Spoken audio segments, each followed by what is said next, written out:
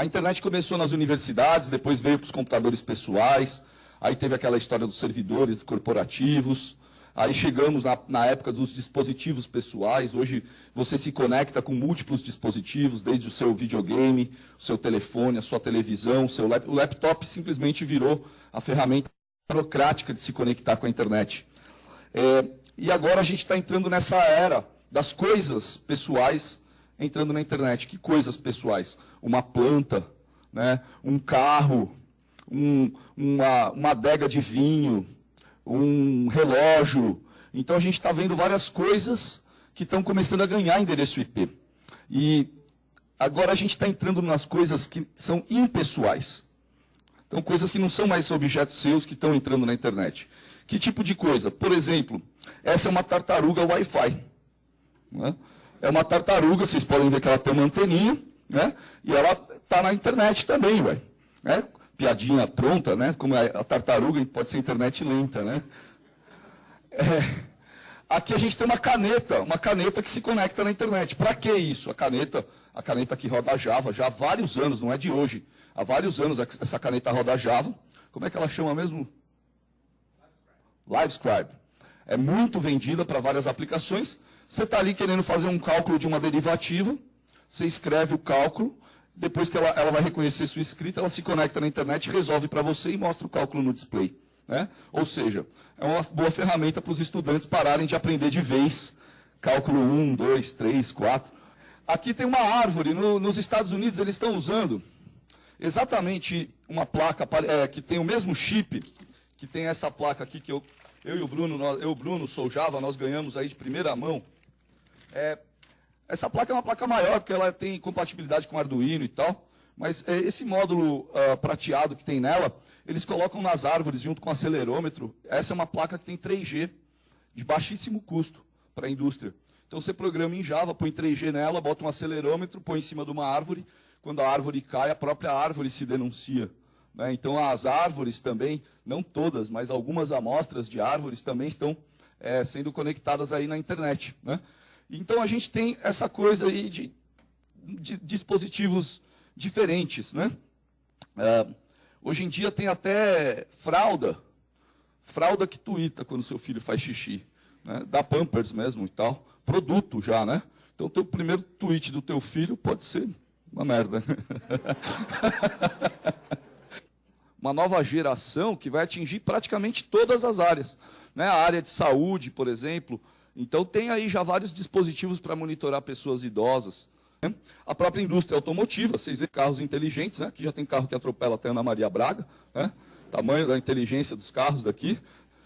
Medidores inteligentes, então, que a gente não perde aí de água, né? Hoje em dia, que se não desperdiça de água, de corrente elétrica mesmo, né? com falta de medidor inteligente para dizer para você onde que está acontecendo isso, cidades inteligentes. O meio da agricultura, né? O meio da agricultura é também muito interessante, porque tem muitas oportunidades aí, boi rastreado, né? Quando você vai lá comer uma carne, daquelas carnes top lá, do Rubaiá e tudo mais, pô, aquele boi tinha mais TCP/IP que teu laptop, meu. Então é um boi que está ali 100% do tempo sendo rastreado, sendo monitorado e tal, e isso para a agricultura já é muito usado. Né? Prédios inteligentes, enfim. Nós temos aí várias estimativas, esse número é um número cabal. Nós temos hoje acho que 7 bilhões de devices conectados na internet, eles falam aí em 50 bilhões de dispositivos conectados na próxima internet.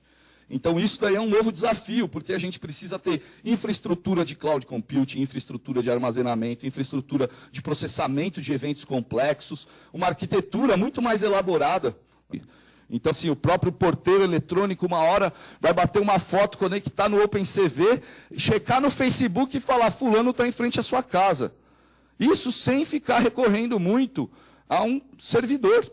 O próprio sistema embarcado já vai ter essa capacidade. Bom, segurança é um fator ainda mais crítico, né? Acho que hoje em dia a gente já não tem desafio de não dá, não tem como processar isso, não tem como processar aquilo, não tem como armazenar, falta memória RAM, não falta mais nada. O que nos falta hoje são mecanismos de segurança e conectividade eficiente, né?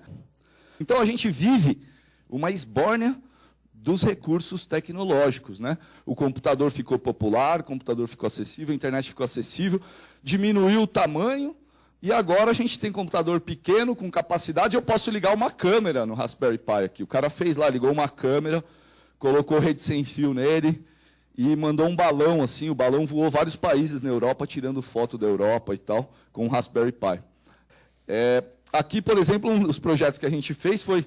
Então, eu automatizei a pipoqueira, coloquei um Linux, provavelmente deve ser a primeira pipoqueira que roda Linux no mundo, né? Brasil, país de inovação. E ela fala também, né? Então, ela vai falando, coloque o óleo, coloque o milho, fecha a tampa, a pipoca está pronta. Então, ela ficou totalmente automatizada, só precisa de alguém para colocar as coisas que, quem sabe, ano que vem a gente não solta a pipoqueira 2.0 aí. A palavra gratuita é bem bacana, né? Então tem um livro gratuito de IoT em português, né? O site está ali e é o Internet das Coisas. Porque o livro é fantástico, cara. O que ele enumera de aplicações. Então vamos falar de algumas aplicações que o livro mostra. Por exemplo, iluminação urbana. O cara mostra sistemas de iluminação urbana controláveis pelo tráfego de automóveis ou pelo tráfego de pessoas. Você espeta no chão sensores, tem mais carros, liga a iluminação. Não tem carros, desliga a iluminação. Apareceu uma pessoa, liga a iluminação. Lixo. A lixeira tem um sensor para medir se tem lixo. E se tiver lixo cheio, ela manda um Twitter, um SMS, entra no sistema e avisa para o lixeiro vir recolher. Mas mais do que isso, ela tem uma solenoide, uma travinha, que se ela encher, ela trava. Ela não permite que o usuário vá lá e coloque mais lixo do que a capacidade dela. Planejamento urbano. Né? O livro mostra como você consegue, através de uma rede de sensores espalhados pela cidade, melhorar o planejamento de tráfego, de ocupação de solo, de desvios, etc. Meio ambiente, se você tem resíduos, tem coisas para serem controladas, coisas químicas, né? O livro mostra algumas aplicações para você espalhar sensores nesses equipamentos críticos e saber a localização e dar o destino correto para ele. Compras. Aonde você entra com um carrinho, né? Você só coloca o produto no carrinho, ele já te informa lá no display do carrinho qual é a validade, qual é o preço, já faz a conta, te indica a promoção, né? Às vezes você nem leva o produto para casa, você só coloca ali e no final o próprio mercado faz um delivery e entrega para você. Sistemas de pagamento, né? Automatizados de tudo quanto é conta, tudo quanto é evento. Identificação, controle de produtos durante as compras, então os produtos ganham inteligência. Eventos, a internet das coisas, com a sua rede de sensores fazendo um monitoramento, pode te ajudar com esse gerenciamento de eventos. O meu amigo aqui perguntou do gado, mas vamos um pouquinho mais à frente, vamos pensar um pouco mais no futuro. Que tal se ao invés da gente controlar o gado, a gente controlasse as plantas? Você insere sensores no solo, verifica a umidade, conforme a umidade cai ou aumenta, você liga e desliga a irrigação, você acompanha, por exemplo, através de sensores, o diâmetro do caule da planta, faz alguns estudos científicos, quando o diâmetro chegar em X milímetros, você sabe que está no ponto da colheita e automatiza. Preciso continuar? Eletricidade, eletricidade, eletricidade. Vamos fazer medidores inteligentes, sistemas de gerenciamento de energia, sistemas de medição automatizada. Quando você instala um sistema de medição automatizada, como é o seu caso que você citou, em tempo real a companhia de abastecimento de água pode verificar como está o consumo, como está o vazamento, se tem alguma mudança de padrão, pode detectar um gato. Tá entendendo? Então o cara consegue automatizar muitas coisas. Que no livro ele trata também de automação residencial, por exemplo. E tem um produto para eu ilustrar isso que eu achei muito bacana, desenvolvido na China, em que o cara espalha pela cidade uma série de sensores de temperatura, umidade, vibração, medicação, mal de Alzheimer, cuidado contínuo. Segunda enquete do dia. Imagina se você precisa sair e não tem alguém para ficar com aquele seu avô, sua avó, sua mãe, seu pai, né? Esse cara precisa de cuidados, muitos cuidados, e você não tem como gerenciar isso. Você instala no pulso dele um relógio com uma série de sensores que mede o batimento cardíaco, a pressão arterial, tem alguns sensores que conseguem medir a taxa de glicose, por exemplo, ele tem acelerômetro, giroscópio, magnetômetro, então se o cara se desloca lá na casa, você consegue ver onde é que está. Puta, esse livro é grande, cara, tem muita aplicação. Gerenciamento de emergências, deslocamentos na cidade, logística de transporte. Então o sistema em tempo real sabe o que está acontecendo. Então vamos fazer a tartaruguinha dessas e a gente pega, embute os sensores aí dentro, né? E aí é o seguinte, cara, se tem sensor aí, diz a lenda que os sensores precisam de energia, né? Sensores precisam de energia. Só um segundo. Aí você instala nesse tipo de sensor um sistema com célula solar que consegue, quando tem sol, captar a energia, né, da radiação, coloca numa placa que gerencia essa energia, armazena numa bateria, num supercap, tem opções aí para você escolher, ao gosto do freguês, e esse cara consegue, se você tiver um processamento de baixo consumo, consegue ficar dias e dias, mesmo que esteja nublado, alimentando o sistema.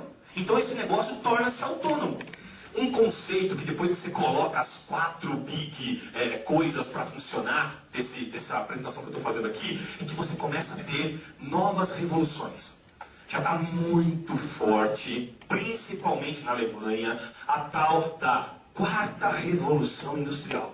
O que é esse conceito que eles estão falando? A primeira é quando surgiram as máquinas, beleza? A segunda foi produção em série. A terceira, a automação. A 4ª leva tudo isso para a internet das coisas. Deixa o sistema automatizado, cara. No século XVIII, a primeira revolução industrial mudou o planeta com os motores a vapor. Depois, a energia elétrica e a eletrônica também revolucionaram o mundo. E agora vamos experimentar a 4ª revolução industrial.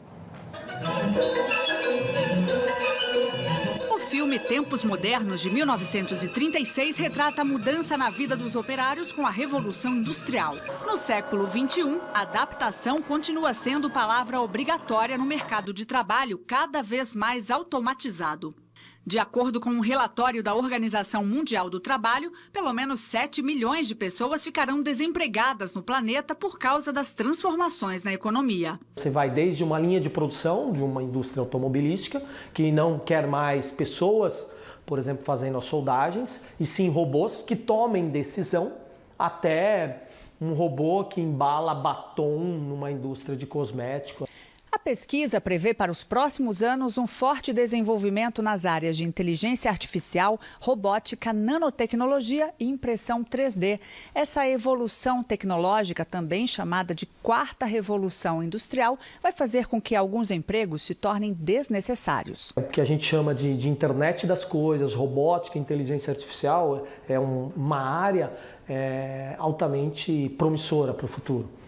Porque as empresas, como eu disse, precisam ganhar competitividade. Se elas não fizerem isso, elas vão quebrar. Essa professora de pós-graduação afirma que o governo e as empresas também devem ter responsabilidade para reduzir o impacto do desemprego provocado pela tecnologia. Para preparar os profissionais para essa revolução tecnológica que a gente já vivencia. E do ponto de vista do trabalhador, a palavra de ordem é reinvenção. Estar atento às mudanças tecnológicas, experimentar o que a tecnologia traz de novo, estudar, fazer cursos. Esta é uma típica profissão da chamada 4ª Revolução Industrial. E, segundo especialistas, já estamos nela. A era da inteligência artificial, dos robôs, da impressão 3D, da nanotecnologia e da internet das coisas. A 4ª Revolução mexe com a vida da gente e transforma as relações de trabalho. Quer exemplos? Basta observar o dia a dia. Cada vez menos precisamos de contatos pessoais para solicitar algum produto ou serviço. Muito da nossa rotina foi automatizada. O tema foi discutido no Fórum Mundial Econômico de Davos, realizado na Suíça, no começo deste ano. A substituição de pessoas por máquinas em várias funções eliminaria 5 milhões de empregos em apenas 5 anos em todo o mundo. Profissões que conhecemos hoje podem simplesmente desaparecer em pouco tempo. Só no supermercado, vários exemplos. O caixa foi automatizado. As etiquetas são códigos de barras lidas por um sensor. Os preços são trocados virtualmente. O que vai bombar? O que tende a crescer ao longo dos anos? Trabalhos relacionados à energia limpa ou energia verde, então energia solar, eólica, energia das marés, tudo isso tende a crescer muito. Então você sim engajar nesse meio tende a ser promissor. Comunicação, cada vez mais seremos conectados com o mundo. Então questão de línguas. Então os cursos de sistema de informação, análise e desenvolvimento de sistemas, ciência da computação, engenharia da computação, esses precisam de pessoas. A transformação que a comunicação digital e as redes digitais produzem é uma transformação total, que tem a ver com todos os setores da vida humana e com todos os elementos que caracteriza as atividades, não apenas do ser humano, mas também a relação, como veremos, provavelmente na nossa discussão, com o meio ambiente, com a própria tecnologia, etc. Por isso que, quando nós falamos de rede de comunicação digital, tudo devemos fazer, menos que pensar que isto é algo do âmbito apenas de uma disciplina, seja esta comunicativa, ou seja esta a engenharia, os sistemas que produzem informações. O papel da tecnologia mudando campos da ação humana, como a política, a educação, o trabalho, o conhecimento, e a gente vai falar um pouco sobre isso, e a tecnologia como uma espécie de uma infraestrutura para tudo que acontece, não só na nossa vida, mas também para os sistemas sociais. Então, por exemplo, a economia mudando de uma forma muito rápida por causa da tecnologia. Se a gente for pensar, por exemplo, no impacto da tecnologia para âmbitos da vida, como o trabalho, por exemplo, eu fico cada vez mais impressionado como está acontecendo uma mudança profunda e como muitas vezes a gente nem percebe que ela está acontecendo. Então, eu acho curioso, por exemplo, o modelo tradicional de trabalho que a gente pensa, né? Muitos de nós, a gente vai e trabalha, sei lá, das 8 da manhã até às 6 da tarde para os nossos empregadores, para o nosso emprego, etc. Então, é muito curioso, porque isso põe em risco e põe em jogo uma ideia de como é que se dá a apropriação. E isso tudo é curioso, porque põe em reorganização pilares dessa ideia de Ocidente. O mundo inteiro caminha para uma direção em que tudo vai se conectar à internet. Então nós vamos comprar, muitas vezes, a possibilidade de a gente comprar o supermercado da semana através de um site, pode ser a Amazon, e aí vai vir um drone e vai levar as suas compras para a sua casa, e o seu cartão de crédito internacional vai ser debitado na Irlanda, ou talvez em um paraíso fiscal, e as suas compras vão chegar na sua casa de qualquer jeito. Porque agora você tem meios de interação em tempo real. Tempo real significa o mesmo que sem distância, não é? Porque sem tempo real.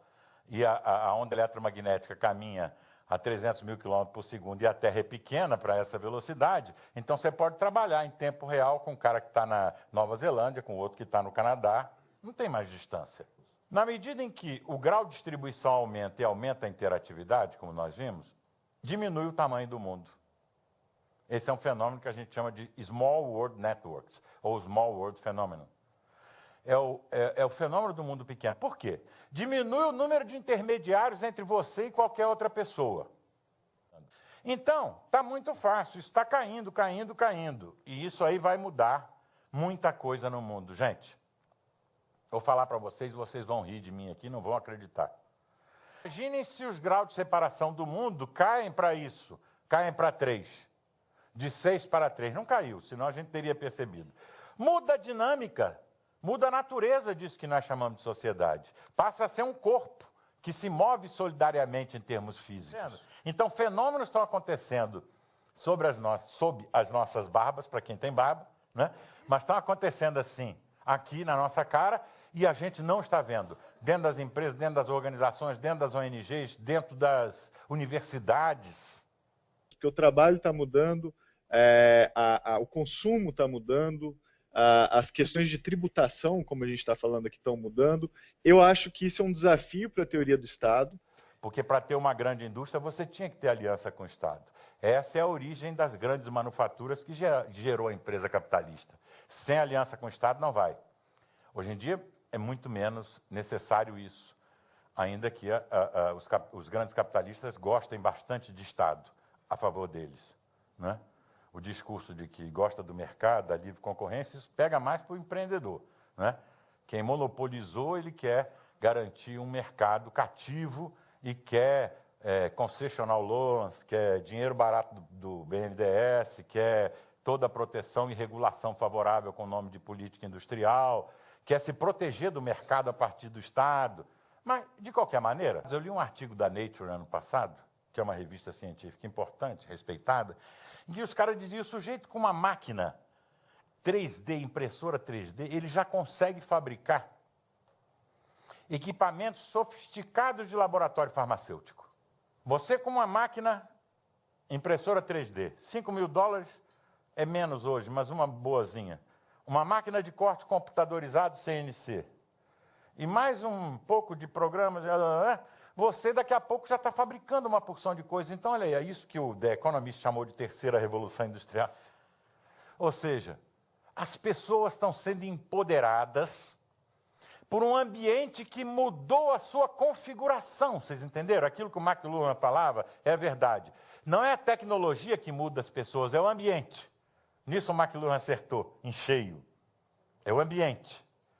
A configuração do ambiente mudou. Não adianta você colocar altíssima tecnologia num ambiente centralizado, vertical, super hierárquico, que a possibilidade de uso dessa altíssima tecnologia vai ser baixíssima.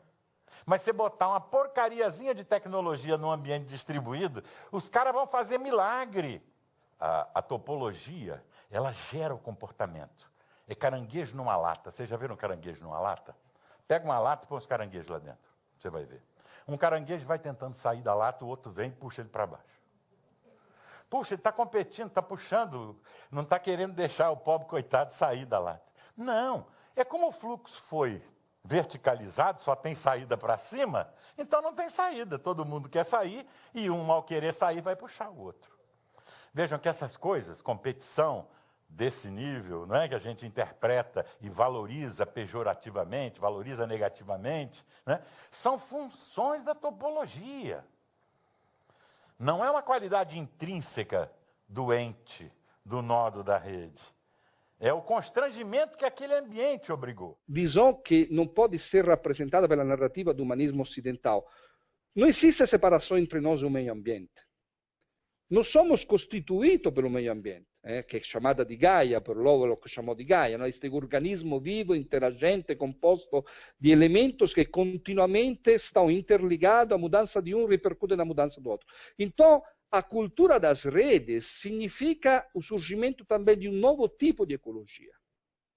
Esta ecologia não é mais a ecologia que separa o homem do meio ambiente e separa o homem da tecnologia, mas é um tipo de ecologia, ecologo, nesse discurso sobre o ambiente, que rappresenta uma complexidade infinita, uma rede de redes conectadas. Porque a questão que hoje si põe pela primeira vez de forma consciente na nossa época é que a filosofia antropocêntrica, a filosofia que separa o humano do resto do mundo, está levando a espécie humana à extinção. Como a gente separa as coisas, né? Tudo separado, né? As pessoas separadas da economia, separadas do meio ambiente. Então, na verdade, a realidade é bem diferente. A gente tem pessoas e economia dentro de um sistema maior que é o planeta, né? Com elos biológicos e ecológicos invisíveis, que eu mencionei vários aqui, que sustentam o porquê nós estamos vivos, né? Aí eu pensei, não, alguém deve ter descoberto isso antes de mim, não é possível. Foi quando então eu conheci o pai da economia ecológica, que é Nicholas Georgescu-Roegen, deu uma grande contribuição ao pensamento econômico tradicional que a gente aprende hoje nas faculdades. Até o dia que ele tomou a pilulinha azul no filme Matrix e desferiu uma crítica enorme na teoria econômica e passou a ser ignorado, que foi uma pena, porque ele previu com muita acurácia o que ia acontecer se nós insistíssemos no sistema econômico tal como ele é hoje, né? Antes mesmo da ciência dos planetas terem descoberto o que estava acontecendo. O sistema econômico é linear, degenerativo e infinito. A natureza é circular, finita e regenerativa. Não tem como ter um conflito maior. Para atingir a sustentabilidade, é preciso remover esse conflito. Reciclagem, por exemplo, ajuda a introduzir circularidade no sistema econômico. Então, existe um conflito entre o modelo econômico e os ecossistemas. onde ele se desenvolve, os ecossistemas desaparecem. O problema é que a escala com a qual nós estamos fazendo isso hoje é extremamente perigosa.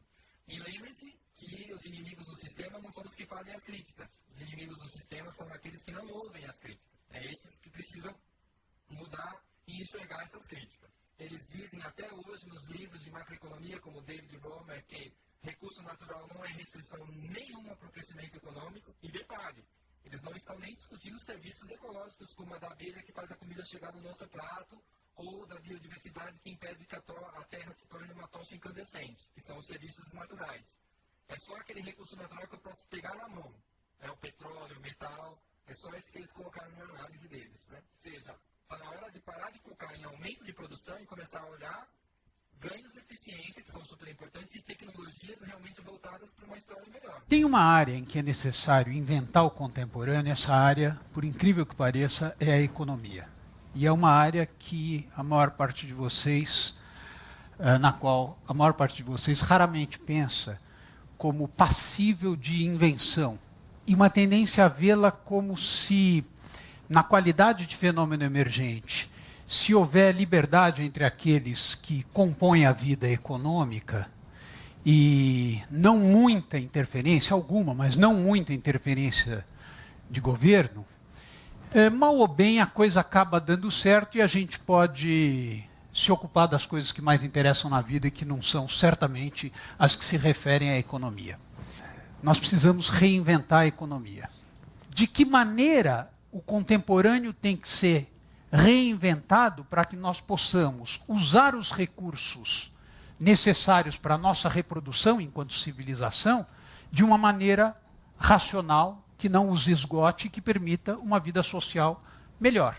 A inovação do século XXI não será mais uma inovação voltada fundamentalmente para aumento da produtividade do trabalho e do capital. O mais importante na inovação do século XXI é aumentar a capacidade de melhor usar a energia, os materiais e os recursos bióticos que serão cada vez mais escassos. Mostra Jeremy Rifkin, no seu último livro, de produção de energia por meios totalmente revolucionários. Que meios são esses? Cada escritório, cada escola, cada domicílio, cada fábrica, cada fazenda, no futuro, é a tese de Jeremy Rifkin, será não apenas um consumidor de energia, mas também um produtor de energia que será oferecida para a rede por meios inteligentes, uma rede inteligente.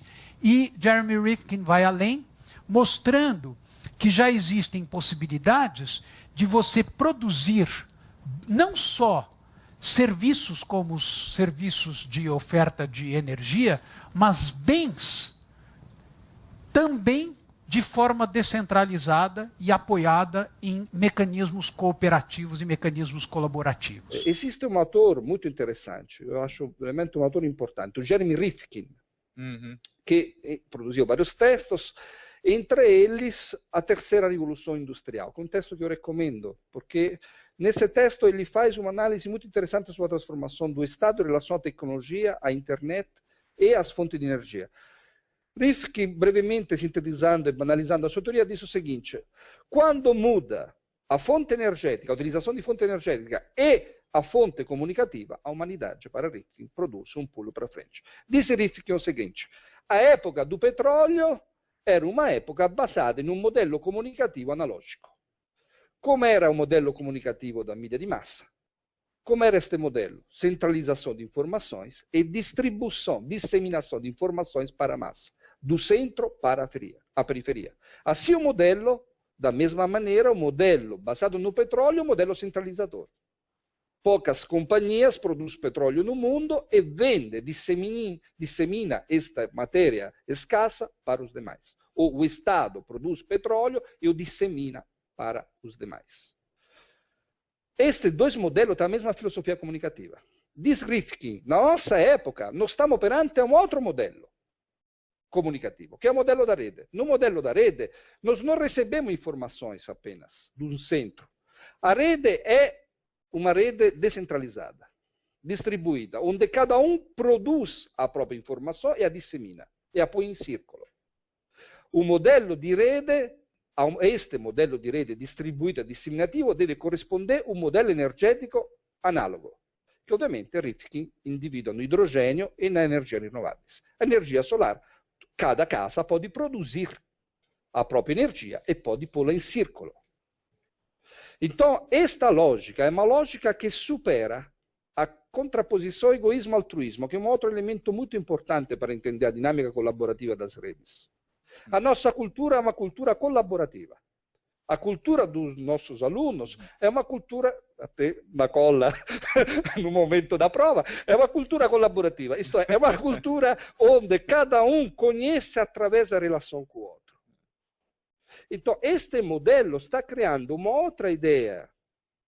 A questão energética é a questão ecológica, uma das grandes questões da humanidade.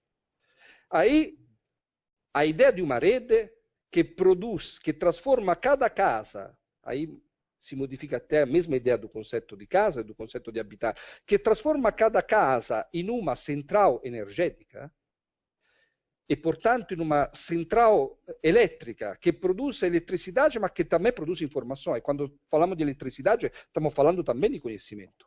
Nós habitamos informações. E, portanto, o lugar onde nós habitamos deve se tornar uma central elétrica de adquirimento de eletricidade e de energia e de disseminação ao mesmo tempo, exatamente como nós fazemos na internet e como nós fazemos com a cultura.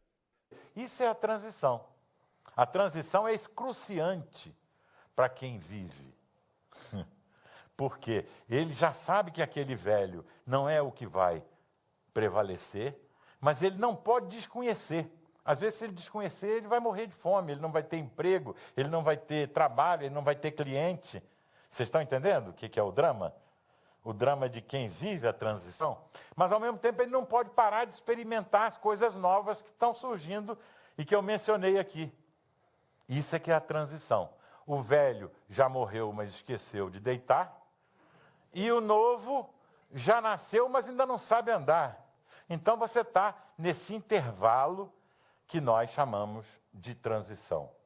Você colocou essa transição que a gente lembra na velha economia. A gente tem uma economia neoclássica e clássica que está aí, né? Que é a Brown Economy, que também resiste à mudança. Né? Setores aí como, por exemplo, o petróleo, que há 2 anos atrás, lá em Curitiba, foi discutido pelo Rifkin, né? Jerry.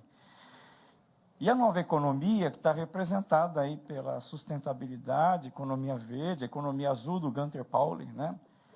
E a gente está nesse momento difícil de transição. Então, a velha economia ela tem um defeito grave, que é a questão do PIB, a métrica. É uma métrica, inclusive, altamente ideológica, aliás, e pouco científica. E a nova economia, que é baseada lembrando ali o Nicolau Georges Kuroegan, que é baseada na economia ecológica, né? Que hoje a gente tem no Brasil defensores, o Zé Eli, o Ricardo Abramovay. Na sua opinião, essa transição, que pode ser chamada de uma terceira revolução industrial, até que ponto essa economia marrom ela pode oferecer resistência e obstáculo, e qual seria o limite dessa resistência a essa nova economia, inclusive complexa, em rede, distribuída? Eu acho que a velha economia vai resistir, o que você chamou de velha economia, economia marrom, economia baseada em recursos esgotáveis e não sistêmica e tal, ela vai resistir à economia nova até quando ela puder. Eu não acho que ela vai se converter. Veja só, é a mesma história da substituição. As novas unidades econômicas, as novas formas econômicas vão surgindo junto com as velhas. E aí algumas formas velhas vão ficando obsoletas diante das novas. Outras não, outras vão permanecer. Mas, assim, no geral, as novas formas vão acabar se mostrando mais eficientes, mais ágeis, mais econômicas, em estrito senso. Então, eu não acho que vai haver uma... Não adianta fazer proselitismo e falar na cabeça dos caras da velha economia de que eles devem se converter à nova. É o processo social que vai fazer isso. É o que eu penso. E eu tenho uma pergunta com relação a essa lógica de rede versus o que a gente pode chamar de forma-estado, centralizadora. Porque na fala de vocês ficou aparente, ou eu tive essa leitura, de que tem uma dicotomia aí entre uma forma centralizada, que vem de cima para baixo, forma-estado, e um novo modo de organização do poder, que é um modo horizontal, reticular. Bom, e aí a conexão feita foi a conexão entre esse modo reticular de organização e o mercado. Mas a gente sabe que o mercado também pode se centralizar. O exemplo mais óbvio disso, ou os exemplos mais óbvios disso, são o Facebook e o Google, que foram usados aí como exemplo diversas vezes e que são grandes plataformas que concentram o número de usuários neles. Além disso, a gente pode falar também da quebra da neutralidade da rede, que também indica na possibilidade de concentração do mercado da internet, e não só do mercado, mas concentração do modo de funcionamento da internet. E aí eu coloco a pergunta, quer dizer, essa tendência inicial da internet, que foi de descentralização, me parece, e eu acho que eu não estou sozinho nisso, que há um reverso. Me parece que há também a possibilidade agora de concentração, e eu queria saber se vocês acham que essa é uma leitura possível ou não. Claro que é possível, embora eu colocaria de outra maneira. A rede é uma complexidade emergente. Isto não é uma estrutura, não é uma estrutura fixa. E, portanto, pode assumir forma centralizada, forma descentralizada e forma distribuída. Pode assumir esta forma contemporaneamente em localidades diferentes. Exatamente a relação entre metrópoli e um ambiente, ao contrário, ainda com biodiversidade, o campo, uma floresta. Existem as duas ao mesmo tempo. Então, não devemos pensar que a rede seja, por definição, distribuída. Ela pode assumir as diversas formas. A centralizada, a do meio é a descentralizada e a terceira, a da direita, é a distribuída. Vocês estão vendo como é que é diferente? O distribuído é para onde nós caminhamos. Não tem a ver com o descentralizado. Às vezes a gente usa essa palavra e acha que é a mesma coisa, mas não é. O ser humano vive sempre atrás do econômico. Talvez ele vá para a destruição, mas não para o econômico. Então, será que não seria o caso de usar a sabedoria? Exemplo, se eu vou produzir lixo 8 andares aí através do tempo da minha vida, esse lixo não poderia ter uma usina, seria aproveitado ele para utilizar como energia de uma forma mais saudável, vamos dizer assim?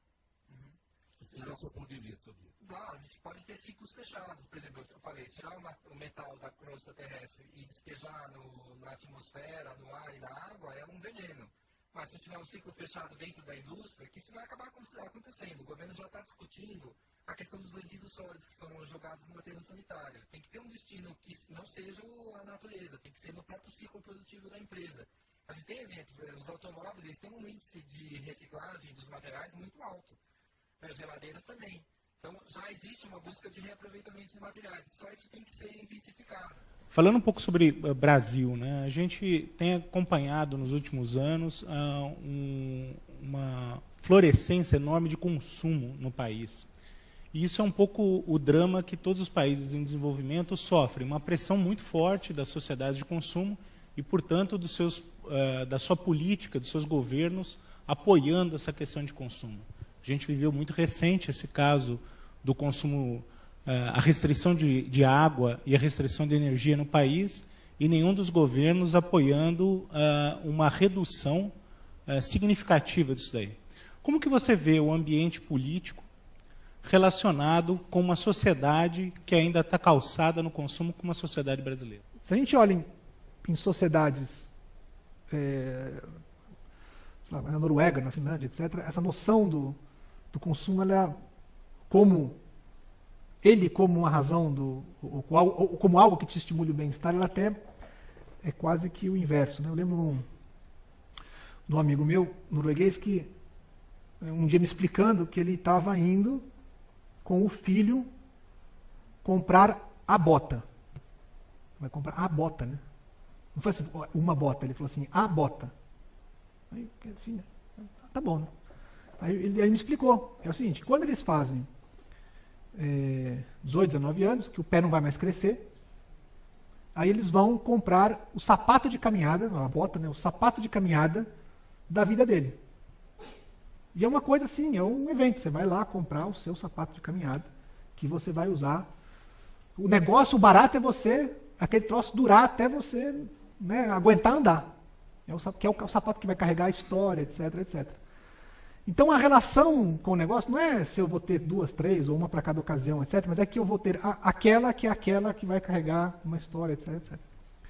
Eu acho que é só um símbolo, mas é essa ideia de que você não associar, né, o consumo ao bem-estar e às outras coisas. Então, o nosso desafio para isso tem primeiro que ver com essa situação. Quer dizer, enquanto você não tiver o mínimo, o consumo vai e será representativo daquilo que é bem-estar. E, portanto, por isso que eu digo que o desafio de incluir os 1 bilhão que não consome nada, porque esse vai ter que, de alguma maneira, entrar. Né? Mas a gente tem que encontrar maneiras de lidar com esse o pós, né? o acima disso. E é uma coisa que ela tem mais a ver com cultura, né? O PIB existe hoje é porque o conjunto de valores que existe na nossa sociedade sustenta o PIB. Então, na verdade, quando a gente tenta colocar uma métrica nova, a gente sempre esbarra na dificuldade de os valores não mudaram. Enquanto não houver uma mudança geral de valores, a utilização de novas métricas fica restrita a essa dificuldade. Você diz que o PIB, Produto Interno Bruto, é incapaz de distinguir aquilo que produz bem-estar daquilo que produz mal-estar às pessoas. Como reage a ONU às tuas palavras? A ONU, isso que é uma das coisas mais interessantes dessa discussão. Cada vez mais, economistas convencionais, não só as Nações Unidas, mas prêmios Nobel de Economia, estão se dando conta de que há alguma coisa muito errada no fato de que, quando há um desastre aéreo, quando há um desastre automobilístico, quando as pessoas ficam presas no engarrafamento, quando elas vão para os hospitais, isso aumenta o PIB. Aumenta o PIB por quê? Porque faz com que mais coisas sejam compradas. O que esse parâmetro PIB não leva em consideração é a qualidade daquilo que está sendo comprado e o produto disso sobre a vida das pessoas. Qual o caminho para o mundo sair desse modelo para alguma coisa diferente? Eu acho que esse caminho começa a ser desenhado, Abu, em alguma coisa que nós estamos começando a perceber e que se chama economia colaborativa. Um dos principais vetores de mudança está no fato de que as mídias digitais estão permitindo que a cooperação humana, a colaboração entre as pessoas, seja cada vez mais direta e menos dependente de estruturas hierárquicas e burocráticas. Isso pode parecer um discurso metido a panfletário, mas é alguma coisa que está respaldada em bases técnicas, num progresso técnico das tecnologias da informação e da comunicação extraordinários. E eu vou usar o mesmo exemplo que eu usei, o exemplo do automóvel. O automóvel hoje é um fator de degradação dos tecidos urbanos. Daqui 10 anos, o automóvel vai ser uma plataforma digital altamente conectada e sem motorista e de uso coletivo, compartilhado. Você vai chegar na rua com seu celular e você vai localizar um automóvel no qual você vai entrar, No seu celular você vai digitar o destino, ele vai te transportar a esse destino com segurança, as vagas na rua vão estar destinadas para esse objeto e você vai colocar isso na sua conta, vai pagar isso na sua conta por um custo muito inferior ao que você gasta hoje com o seu automóvel individual. É muito interessante, não é? Parece que os grandes interesses econômicos aceitam preservar o meio ambiente desde que ele não atrapalhe. É isso? É isso, exatamente. Existe, em primeiro lugar, um processo que, em língua inglesa, se chama greenwashing, ou seja, lavagem. É uma lavagem, uma espécie de lavagem na imagem feita por operações publicitárias, né? Como aqui em São Paulo nós vemos isso. Edificam-se gigantes completamente para habitação, construções, põe um laguinho e 3 palmeiras em volta e faz uma propaganda dizendo venha morar no verde, quando é alguma coisa de fato predatória para a cidade. Eu vim falar sobre uma revolução colaborativa. Uma revolução que eu tenho muita clareza do impacto positivo que ela pode gerar para o mundo inteiro. Tenho a sensação de que a maioria das pessoas ainda não se deu conta dela. Essa revolução, como a maioria das revoluções, ela surge de uma consciência pós-crise, quando fica tão evidente que os modelos atuais já não funcionam mais para ninguém. E depois das crises financeiras, das ameaças climáticas, a gente começou a viver uma crise de valores, que deixa tão claro que essa sociedade baseada na ganância, na escassez, na competição, não tem futuro. Agora, o lindo disso é que essa consciência pós-crise veio acompanhada de uma evolução tecnológica, de um barateamento tecnológico e da expansão da internet, que permitiu com que pessoas com valores, interesses e insatisfações em comum se unissem para propor e adotar novas soluções.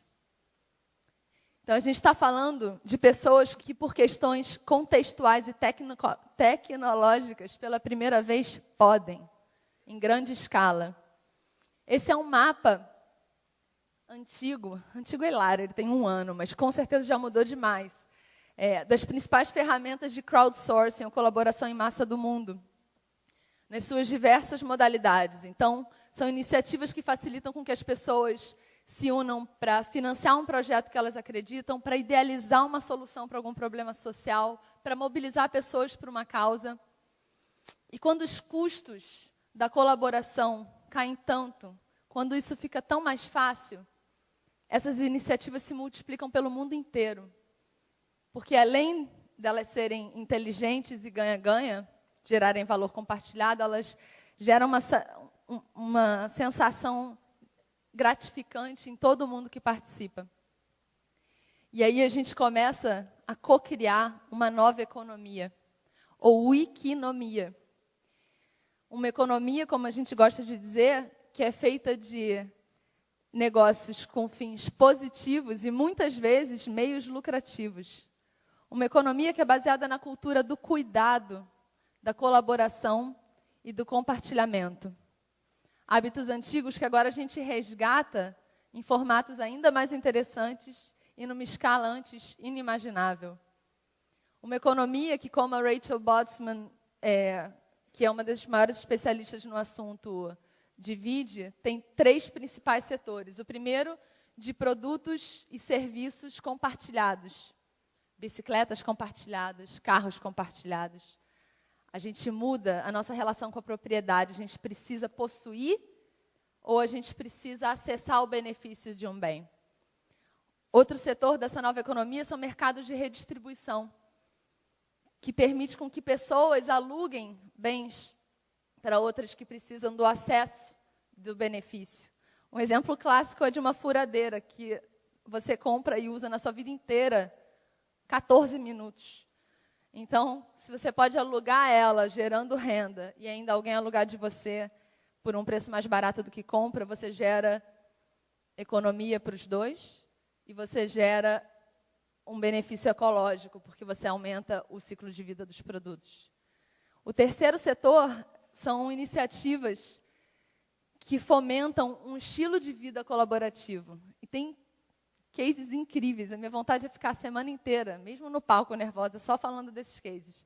Mas um dos que mais me intriga é o Couchsurfing, uma comunidade de milhões de pessoas que cedem seus sofás gratuitamente para viajantes que resolvem visitar suas cidades e que ficam em sofás de estranhos gratuitamente quando visitam suas cidades.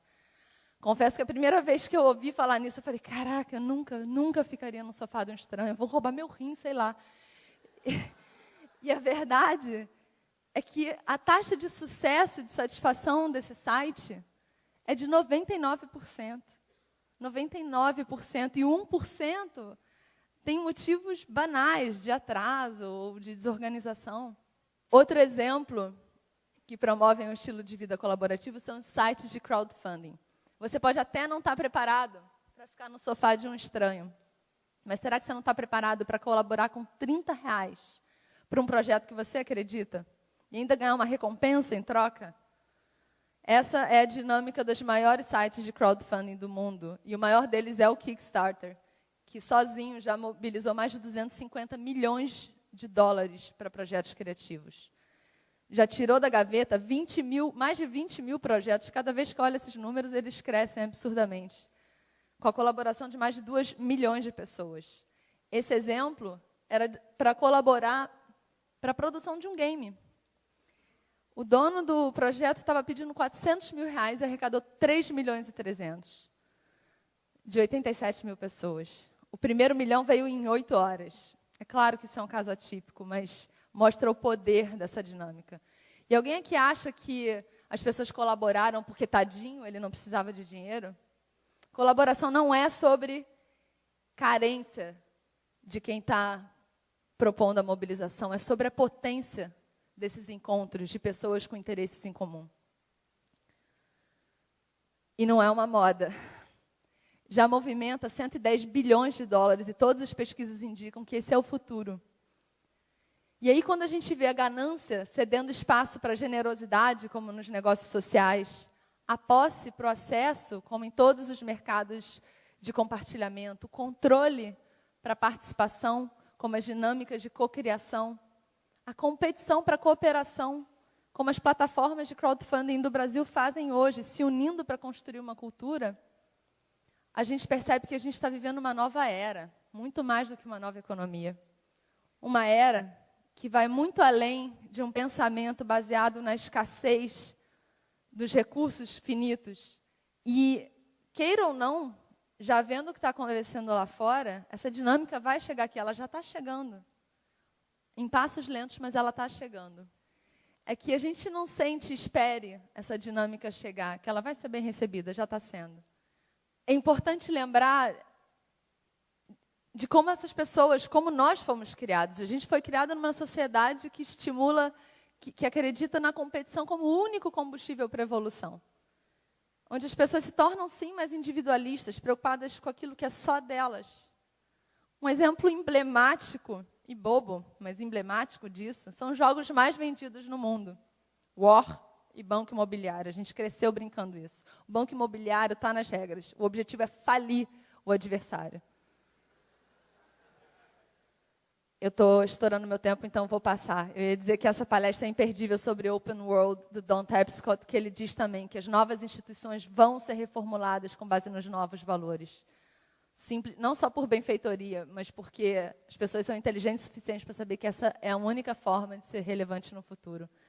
E aí, quando a gente permite isso, se permite a pensar, a gente pode começar a sonhar em que mundo seria esse, onde o poder de realização das pessoas se junta ao poder de articulação e financiamento dos governos e das empresas. A gente começa a pensar que os ícones do capitalismo, os bancos, poderiam se unir para patrocinar plataformas de crowdfunding como uma alternativa mais inteligente e sustentável ao empréstimo. Não é tão doida essa ideia, não.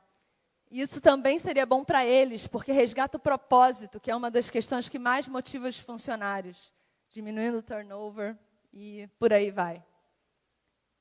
Então, para encerrar, que só faltam 20 segundos, eu acho que se a melhor forma de prever o futuro é criar, eu acho que a gente tem que fazer junto e eu acho que a gente tem que fazer agora. Obrigada.